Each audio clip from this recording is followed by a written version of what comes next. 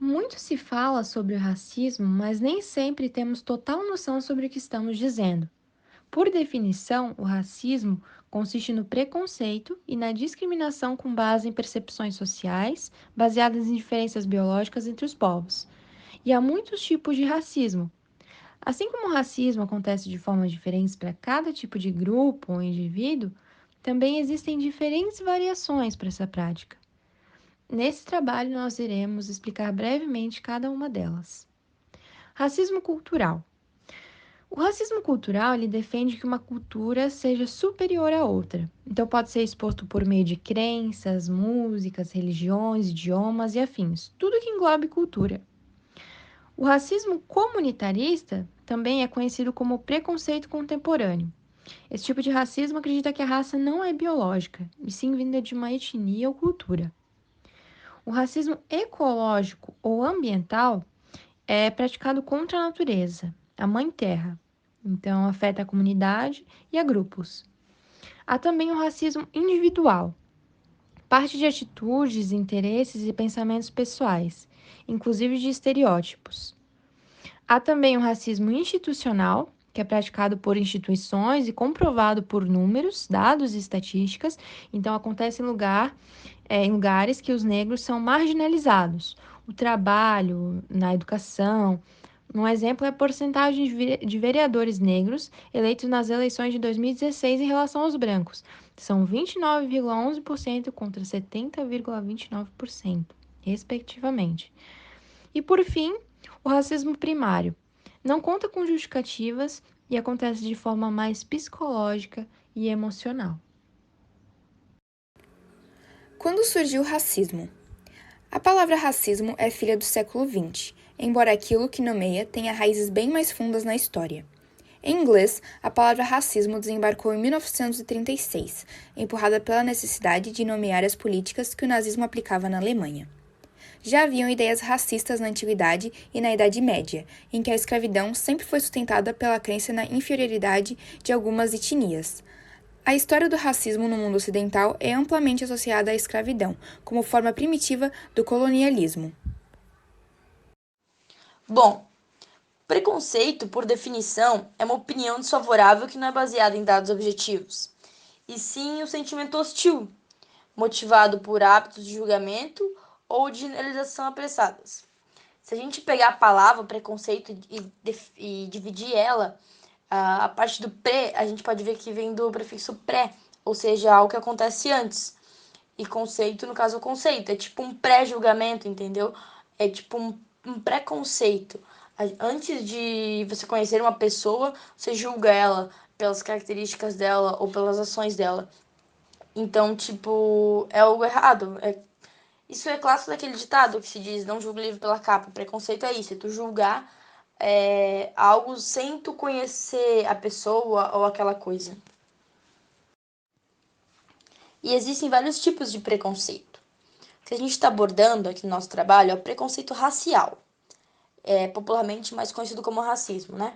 Que consiste na discriminação com base em percepções sociais, baseadas em diferenças biológicas, ações sociais, práticas ou até mesmo crenças.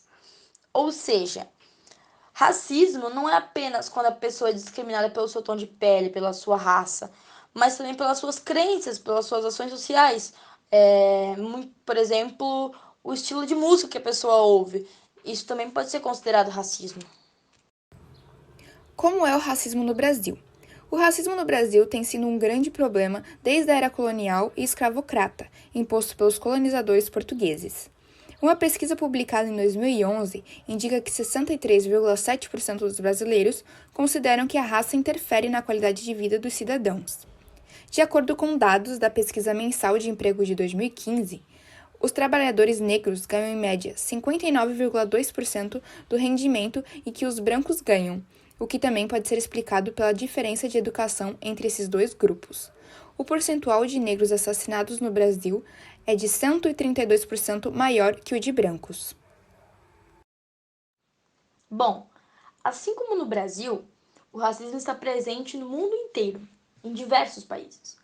Nos Estados Unidos, por exemplo, há muitos casos de racismo, e não somente brancos discriminando negros, Existem muitos casos nos Estados Unidos em escolas que existem apenas pessoas negras e quando há um aluno branco, ele sofre discriminação também. Porém, ainda é mais comum os brancos discriminarem os negros. Na Finlândia, por exemplo, eles possuem o maior índice de racismo da Europa. É o país com mais casos de racismo de toda a Europa. E um dos casos que mais ficou famosos fora do país aconteceu esse ano, em Minnesota, nos Estados Unidos. É o caso do George Floyd, onde ele foi morto por um policial, na qual o policial branco, com os joelhos em seu pescoço, ele ficou sufocando o George Floyd até que ele viesse a óbito. E isso foi tudo gravado. E em vários momentos ele dizia que não conseguia mais respirar e etc. E esse caso foi um dos casos que mais causou repercussão no mundo. O mundo inteiro parou por causa desse caso esse ano. Foi uma coisa que, assim, deu um choque de realidade em todo mundo. Porém, o racismo ainda existe, né? Qual é a pena para alguém que comete um ato racista? Enquanto se multiplicam os protestos contra o racismo nos Estados Unidos, no Brasil e em vários países, foi apresentado no Senado o projeto de lei que aumenta as penas referentes às condutas criminosas de injúria preconceituosa e discriminação racial. A proposta altera o Código Penal e a lei que define os crimes resultantes de preconceito de raça ou de cor, para que as penas de conduta criminosa, como preconceito e discriminação, notadamente aquela de cunho racial, sejam mínimas de 3 anos. Na justificativa do projeto, Randolph relata que a proposta foi motivada pelas reiteradas ocorrências de preconceito racial, em que muitos casos resultam em agressões e morte das vítimas. Para ele, essas ações demandam de ordenamento jurídico, resposta mais acentuada como forma de desestímulo ao ofensor e proteção à vítima. Arthur de Gobineau exerceu atividades como filósofo, escritor e diplomata. Durante o século XIX, suas teorias sobre o racismo foram consideradas as mais importantes entre os estudiosos do tema. Sem sucesso após tentativas de ser romancista e escultor, Arthur conseguiu reconhecimento após escrever o livro Ensaios sobre a Desigualdade das Raças Humanas, publicado no ano de 1855.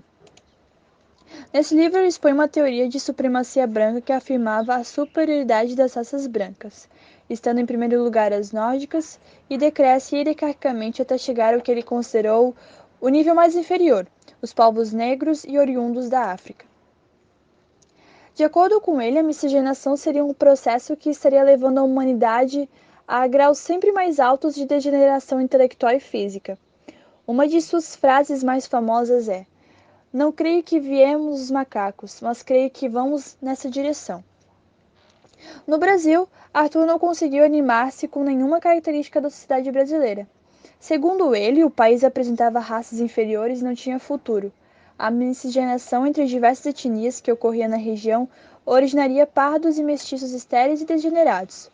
De acordo com suas teorias raciais, o Brasil estaria fadado ao fracasso e ao desaparecimento de toda a população, sendo que a única solução para o país seria a imigração de europeus, que para ele faziam parte de uma raça superior.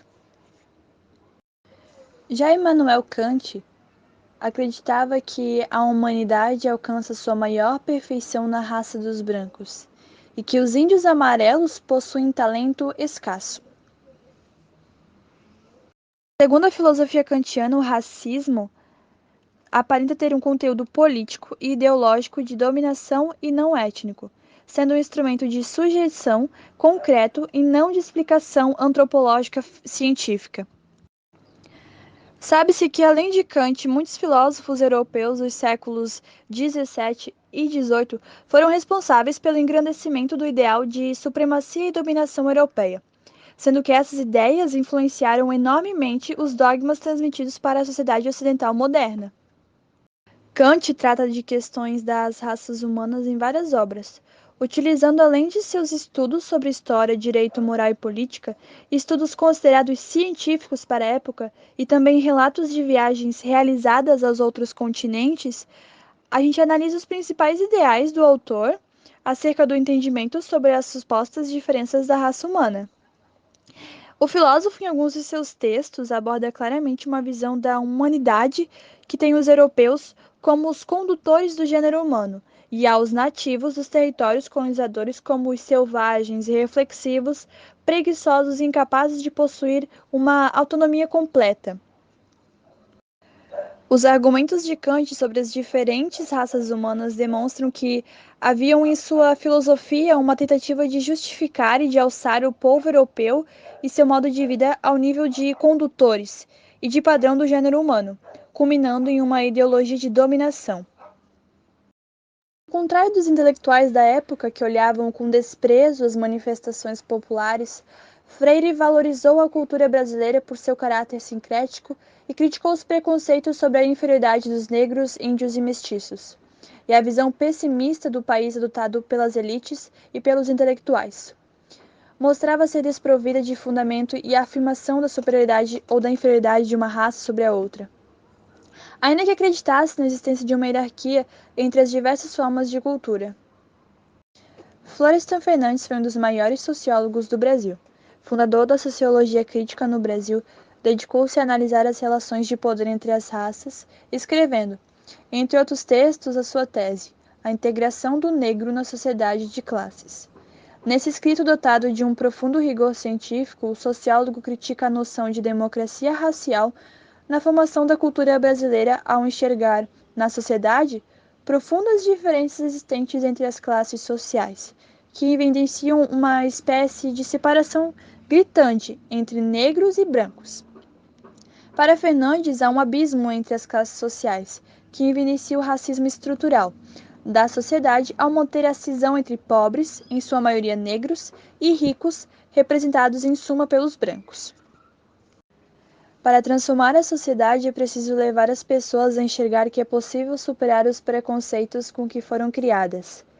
Não somos responsáveis por criar os valores distorcidos que moldaram a nós e a nossa sociedade, mas podemos aprender a assumir a responsabilidade por como lidamos com eles de agora em diante.